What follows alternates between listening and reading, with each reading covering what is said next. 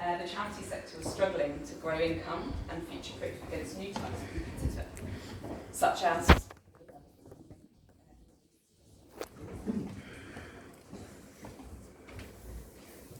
fortunately, around a year ago, 3 brave charity innovators started out on a quest to try and start social ventures that had a triple bottom line. So businesses with a purpose that created user value and created profit to beat cancer. Oh, and we obviously took the magic beans with us. So that's me and my 2 colleagues, Ben and Claire. And it all started in the city of Crocolot, which had a grand castle.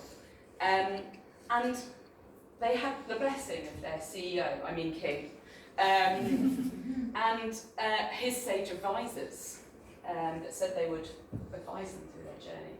And they gathered up their tools and supplies, and you can see what some of those were for us, and ventured forth into the unknown in search for the golden goose and the golden eggs.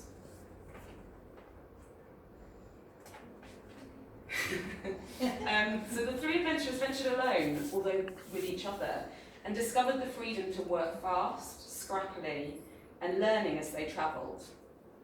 And they had the support of their mentor fairies, which were actually 2 very experienced people from the startup and social goods sector. I'm sure they wouldn't mind me calling them this, we call them the dudes.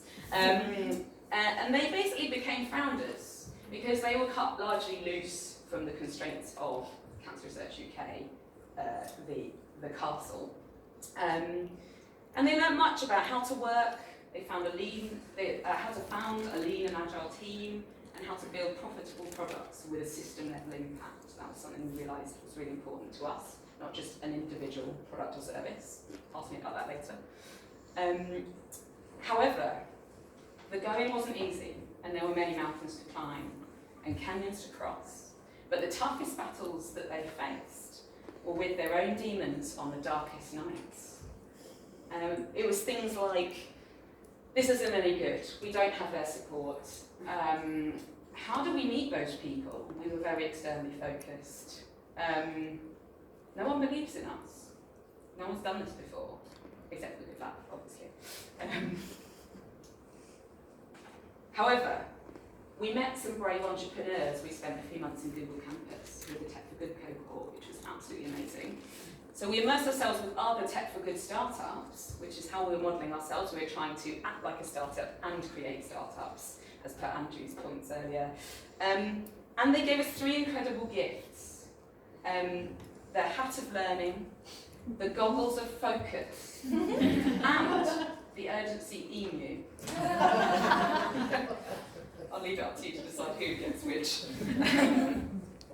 And using those gifts, they were hard-won gifts, and the hat of learning is something that I nearly spent the whole 10 minutes talking about, so please ask me about that later.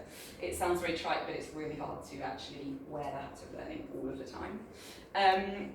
They built trust as they travelled, relying on and sharing their vulnerabilities with each other to become stronger, and they bonded as a co-founding team.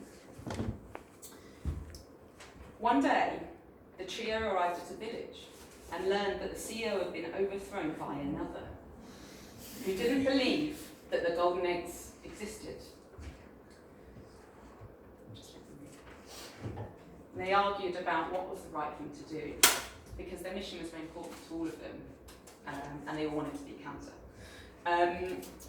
But they decided that they would need to move faster so that they could show the new king, queen, CEO, the new queen, exactly that they knew where the eggs were, that could show her some proof in a really short time frame. So they continued, and on their way, they worked harder, faster and smarter, and discovered that sharing their ideas, and importantly, asking for help externally, anyone they met all of the time, often the same day as arriving at an idea or realising we needed to learn something, that helped them travel faster and be sure of their direction than ever before. And obviously a skateboard was great too. Next. And by May or June, the team had learned so much and travelled so far into the Startup for Good lands, that they were confident they were on the right track for the golden eggs. Even though they knew the journey ahead of them was still long, they could catch sight of an idea they were building and piloting, testing, that not only would have a system-level impact to reduce childhood obesity, but also leverage the after-school snacks and convenience retail market called Snack Shop. Ask me about that later.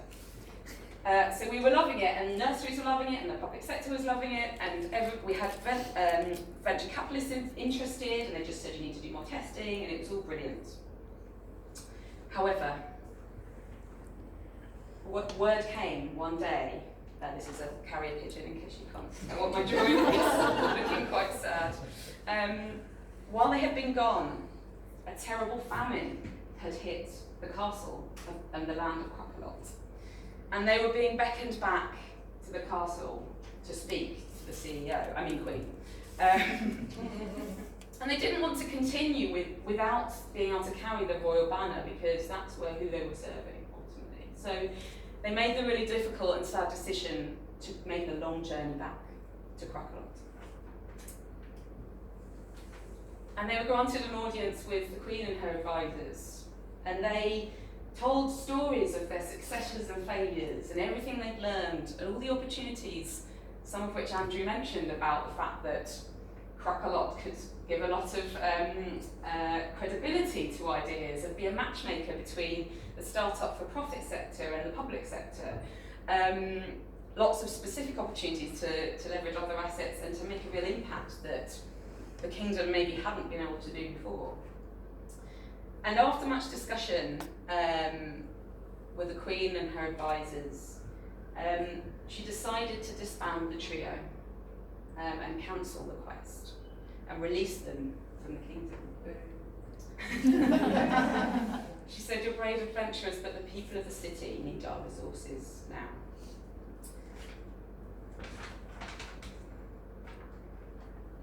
And as the adventurers walked, dejected and sad, to the edge of the city, the sun started to set, and as the light changed to a golden pink, they looked at each other afresh and realised with a start that they had each come away with something more precious than golden eggs. And they knew there and then that their adventures were far from over. So they went their separate ways, travelling far and wide, looking for adventure and sharing their story so that other people could learn from what they had experienced.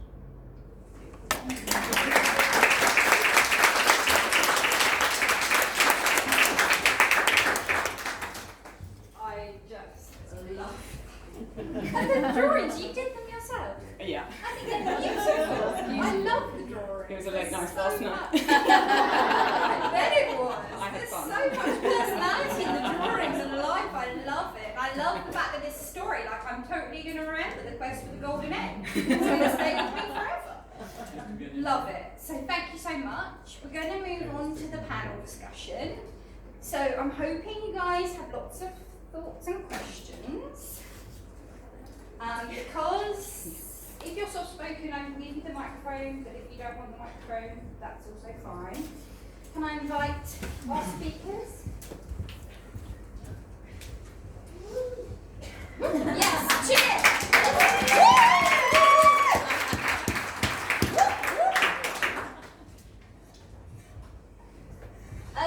So I have a starter question, if that's okay. So if I can ask each of you to briefly describe what inspires you about startup culture. Can I start with you, Matt? Yes. For me, having worked in big organisations for 12 plus years, whether profit or not for profit, it's the freedom that comes with risk, but it's the absolute autonomy to just go do what you think is best. For me, that's what it's all about. You are the startup. I am a startup. You were a startup, Andrew. Yeah. I think for me, startup culture, first of all, I think the community around startups is really great. Sorry. Yeah, so the community, I think when you go into startup world, actually everyone is really open to sharing, and you know, regardless of where you are, it doesn't really feel competitive. It feels very much like everyone wants to help and share their experience, which is quite different again when I was in corporate, to kind of try and hold on to your profits and not share them with anyone else.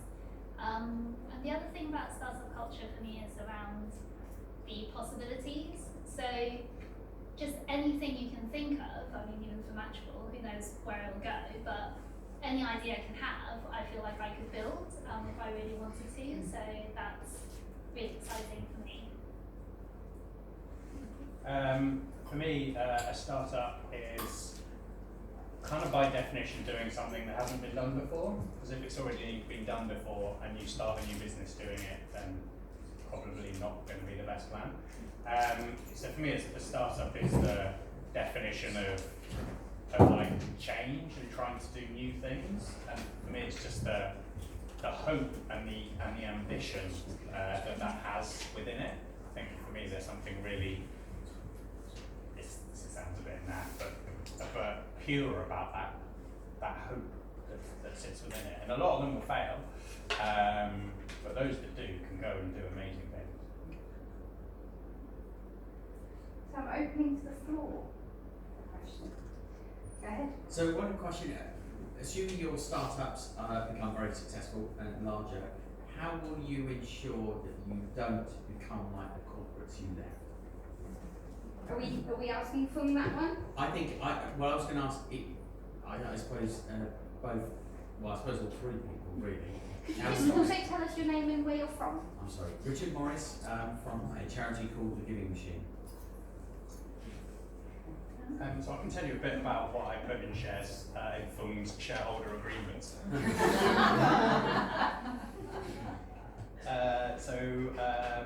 going to have to correct me if I got this wrong, or maybe you won't correct me. Oh yeah. So the startups that we created out of Good Lab, because you got a very good point, right? How do we create social startups that keep that